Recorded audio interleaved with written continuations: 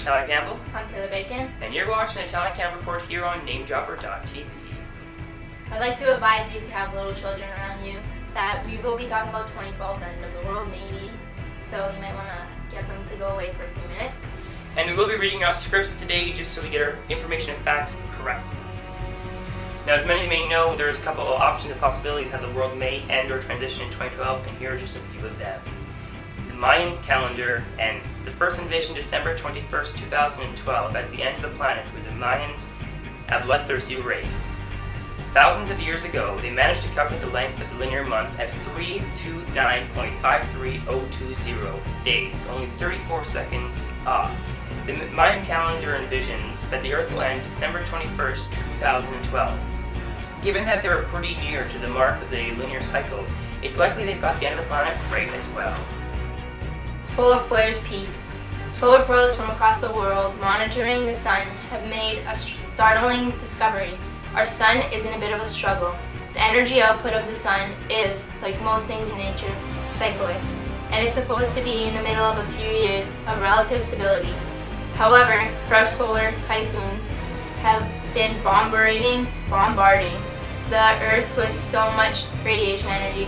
It's been knocking out power grids and destroying satellites. This activity is expected to get worse.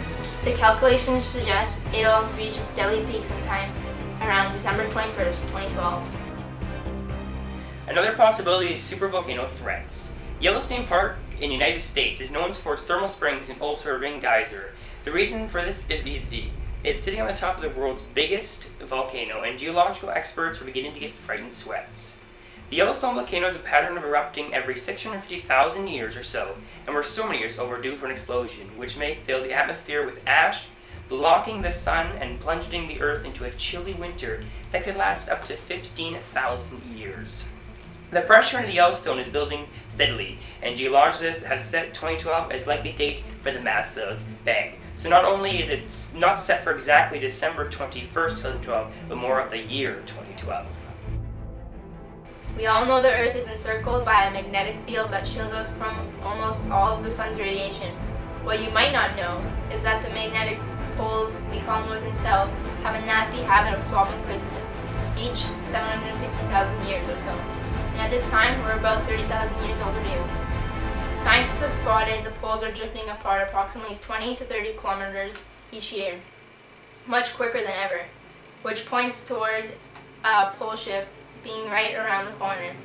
While the pole shift is underway, the magnetic field is disrupted and will at last vanish, sometimes for up to 100 years. It's a pretty long time. The result is enough UV out of doors to crisp your skin in seconds, murdering everything it touches.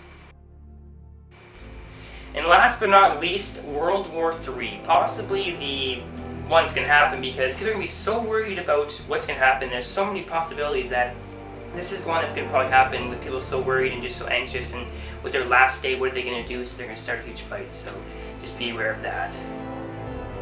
So now that we've scared you to death, we're going to give you some possibilities and ways to maybe survive some stuff. The first one we have is go to where disaster is, and this is an important one. Like if there's an earthquake going on, we learned in kindergarten at grade 1 to hide and go under desks. And if there's a fire happening, to get out of the house and all that stuff. Yeah, so we aren't going to just watch a volcano erupt right on our front doorstep. We're going to get out of there pretty quick. Now, the next one is water. Many may look at me and laugh at me and say, water's around me every single day, but we take it for granted, and in a serious action or event like this, we're going to need it for a resource.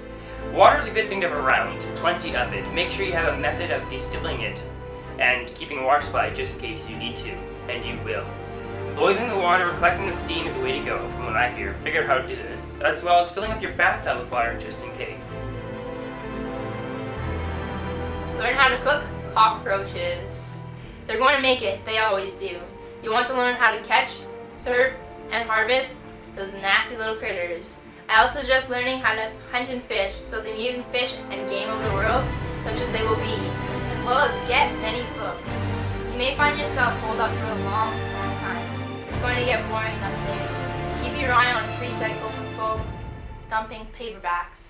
Collect them and make sure you've got plenty of room in your cabin for reading material storage. I'm serious. If you're the last person on planet and everything else is destroyed, you'll have nothing but time on your hands. Those books will remind you of the world you once knew, and maybe provide a little hope. You'll need that hope to get through every day. Exactly, because there's going to be no gizmos or gadgets, laptops, computers, none of that if the world does happen to end or transition.